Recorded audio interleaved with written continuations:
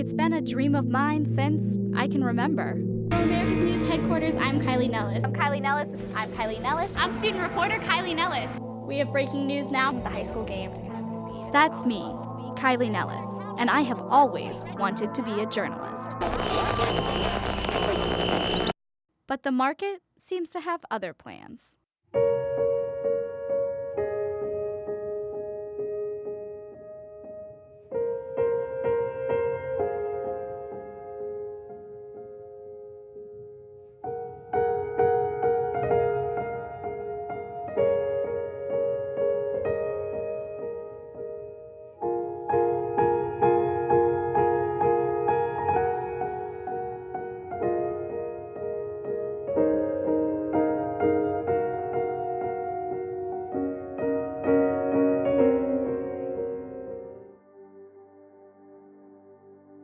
I think there's a whole lot of pressure on you. The pressure, the fact that it's just unpredictable. It's a hard major. It takes a lot of work and it takes a lot of time. It makes me nervous. I mean, I definitely have down moments where I think, okay, I have worked so hard these last 4 years. Is it all going to go to nothing? I'm not alone in this journey. Journalism students are facing uncertainty. People say journalism is dead. We think they're wrong. Take a look at it through our eyes. Why do you need news? What makes us worthy? You're about to find out.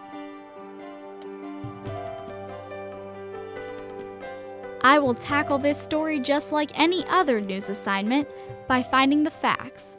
The who, what, when, where, how, and why. So first, what is a journalist? That's what a journalist is, a storyteller, a news gatherer and a storyteller. First of all, you have to be curious. You have to want to know about the world around you, and then you have to be able to translate that and be able to tell stories to other people. And not everybody recognizes a good story. He looks at the variety of things happening today and says, aha, that's what I want to do. That's what everybody's going to be interested in tomorrow. The fundamentals of journalism, ethics, how to recognize a good story, how to write clearly, how to express yourself clearly, how to choose images, how to choose proper images. What's a conflict of interest? When are you not being fair to people? When are you invading somebody's privacy? And alternatively, when are you not invading somebody's privacy? When is something so much in the interest of the community that you should just charge in there and get that story? When I was a reporter, I was always thinking of my next question. I was always thinking of where I was going to take the story. I was always asking myself, do I have the right information? Where's my second paragraph going to be? What's my best quote going to be? Who can be a journalist? So probably in high school I decided that I wanted to be a broadcast journalist. And I was just driving down, the road thinking, I think I want to do magazines. I started to play with the idea early, like in the 4th grade. I was always kind of nosy.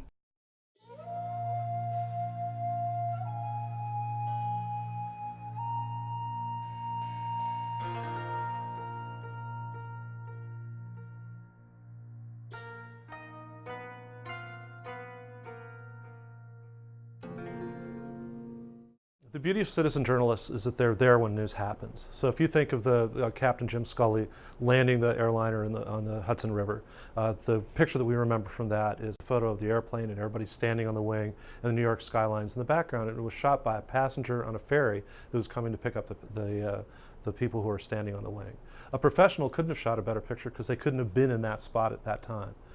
Walking through a park, and as a citizen journalist, you're not going to see that story. You're not going to say, oh, I bet those people are lonely because their children are in America. So I think as journalists, we start talking to people, we spark conversations, you find out something, and you can run with it and find an incredible story buried in just a person that you would have probably passed on the street if you weren't trying to find something. Now, the problem with citizen journalists, though, is that you're not paying them. So they have no reason really to make deadline other than they've seen something really interesting and they want to share it with the world.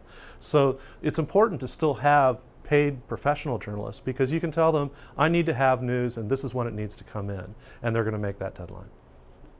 Where can you find journalism? Onward State is a student-run news blog that I started in fall of 2008. with a few of my friends, and we've grown a bit since then.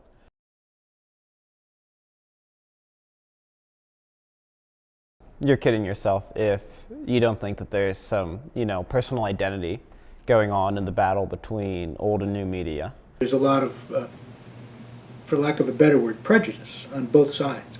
They're probably the ones who might dislike us.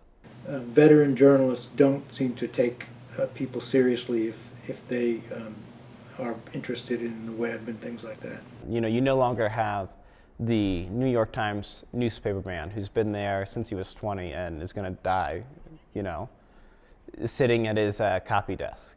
I think a lot of these things are gimmicks. Twitter and taking pictures with your cell phone. This small, much more flexible organization comes in and is able to do many of the things that they do for less money and with more community response. That's got to be frustrating. Each camp has to realize is that the other has great much more to offer than not. How do you choose your journalism?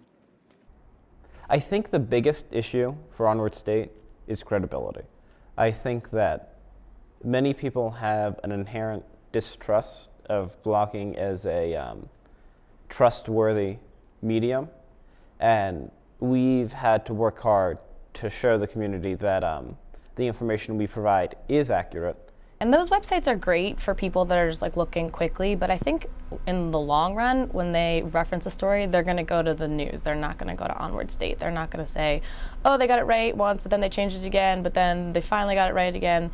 I think it's frustrating.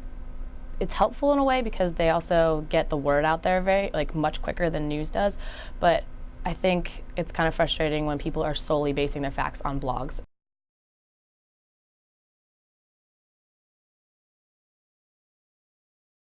It was not a good day for me.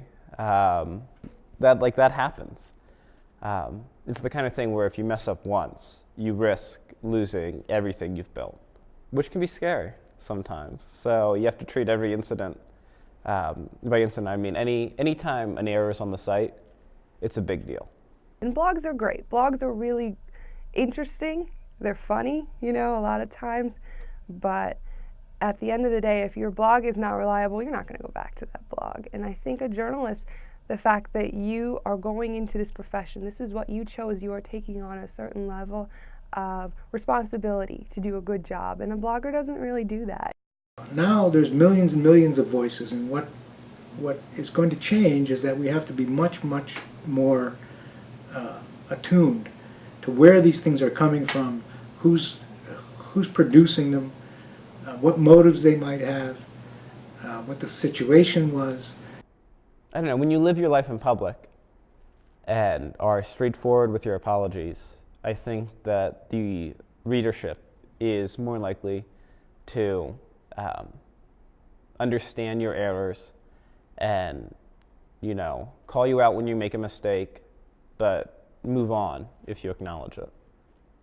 Why do you need journalism? What we don't know is the platform. We don't know whether people are going to prefer to get their news on paper that's slathered with ink, delivered on a truck, or bounced off the moon, or it's delivered by microwave transmission. We just don't know that yet. I kind of always say to myself, people will always have a need to know. People are still watching. It's not dying. It's something that people need in their lives on a daily basis. What people talk about in the morning. If you don't write, how are they going to figure it out? What we're always going to have a need for are people who are trained. How to do a story thoroughly, ethically, accurately, how to recognize news when they see it, how to screen their own opinions and biases out of a story. Those are things that are never going to change. There's always going to be a market for that. We need to find the platform that people are going to pay for so that it will finance us.